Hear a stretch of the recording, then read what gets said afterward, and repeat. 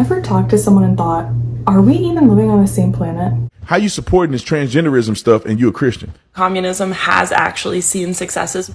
If we're all so connected, then why do we feel more divided than ever? Today, we're diving into why it feels like we're all living in completely different realities, and how the internet, culture, and even your age shape the version of the reality that you are living in. If you're new here, hey, I'm Celissa Gervils, and over here, we like to question everything, especially the polarizing figures and companies who shape our worlds. If that sounds like your vibe, then like and subscribe.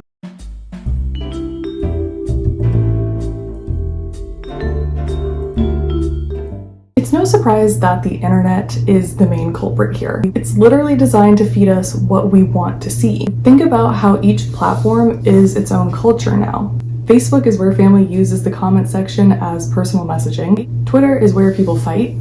Instagram is for aesthetics and insecurities. And TikTok?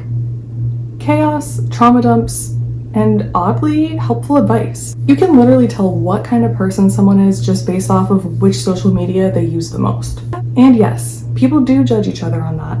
What happens when you Google something like climate change? Your results are based off of your past clicks. We're not just passively consuming news anymore. We are quite literally crafting it. And journalists? A lot of them are just giving people what they want to hear now, not what's actually true. Even seasoned journalists like Amanda Ripley are saying that the news is making people more anxious and less informed. The other day, I happened across a list of the cognitive biases that lead to depression and anxiety. Things like all or nothing thinking, overgeneralization, catastrophizing, minimizing the positive. Every single thing on this list is something that journalism does as a convention all the time, just as a habit. That is what we do. And it really shook me up because I was thinking, wow, it's like we're creating content in order to leave people depressed and anxious. In fact, that's not the intention, right? But that is the effect.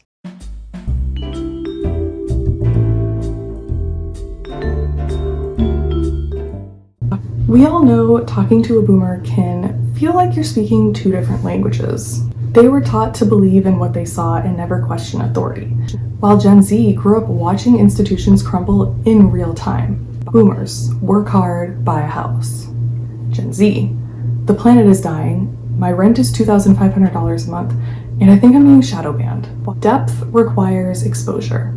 A lot of boomers were simply not exposed to differing perspectives. It's not their faults, but it's also not helping. When you're in the same environment your whole life, everything outside of that feels threatening. That's why people fear what they don't understand. And this is also why there's such a noticeable difference between people who were exposed to diverse thinking, like college, travel, and even internet culture, and those who weren't.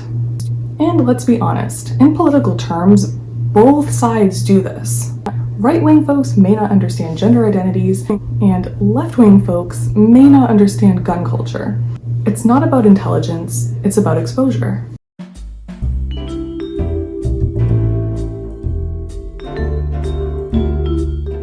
A BTS fan, a QAnon follower, and a crypto bro all walk into the same bar.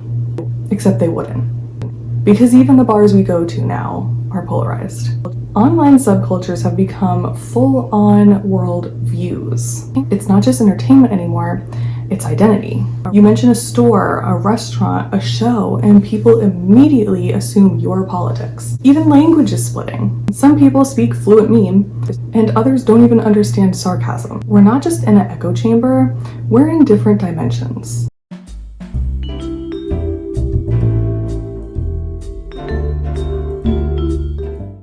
Now let's get a little weird, because there are some deeper and more complex reasons for why reality is fractured. Hypernormalization, coined by Adam Curtis. It's the idea that the world has gotten so complex that people pretend things are normal, even when they know they're not. Or what about this clip? Sometimes I think you talk in circles. Because you can't keep up with what I'm saying. So it just seems not like... necessarily. The reason I say that is because I think you do that to evade questions. I know. It seems like you don't really like complicated thoughts. If you're so smart, you should be able to answer simple questions. You want a simple answer to a complex problem, and that's not how the world works. When you see a complex topic as simple, it does not make that topic simple. It makes you simple-minded. Some people have the luxury of not having to care. If it doesn't affect them directly, it's like it doesn't exist. And yet, Elon Musk is the one who said, Mental weakness of Western civilization is empathy. I mean, you had Tim Waltz, who was a huge jerk, running around on stage with a Tesla stock price, where the stock price had gone in half, and he was overjoyed. What an evil thing to do! What a creep! What a jerk! Like who derives joy from that? like, you can't have it both ways. We crave stories, so when things don't make sense, people invent stories that do, even if they're wild. And that's why conspiracies thrive. You can't understand QAnon until you've understood how badly people want the world to make sense to them. So now what? Are we just stuck in our little echo chambers forever? Not necessarily. Make it a habit to change your worldview. Read things that you don't always agree with. Watch content outside of your bubble. Instead of asking, how can they think that?